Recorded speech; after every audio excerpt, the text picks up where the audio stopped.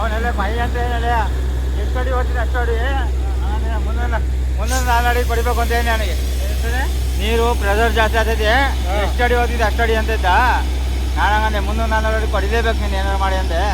ಹಂಗ ಅನ್ಬೇಡಣ ಅಂತ ಇದ್ದ. ಹಂಗೂ ಇಲ್ಲ ಹಿಂಗೂ ಇಲ್ಲ ಅಂದೆ.